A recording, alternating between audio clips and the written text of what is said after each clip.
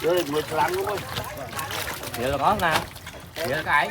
Rồi sắp luôn.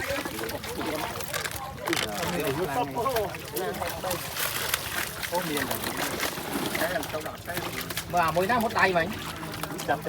Anh em một tay à? Mấy phương mà đưa. Anh thứ bảy một tay hết rồi. Rồi anh tay xiên này. Cái rồi thì con đó. Quay bên thấy lo rồi. Đồ ho tính lắm. Chặt chứ. Không ai chặt chứ đây. Không phân bằng ngày với dừng chặt chứ giết nó đi. Rồi. Chặt bây giờ hai cuộc quay mình chặt giờ bánh ba này.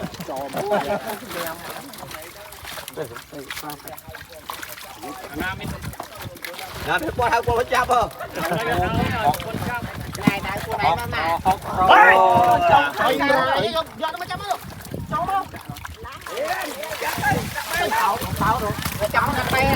Biết là.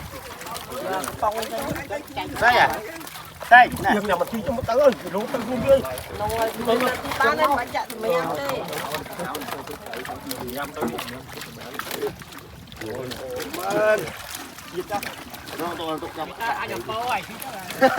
Gì đó chả. Tại cô đi, kia bữa cái bè là sao mà nhá. Con chiếc em.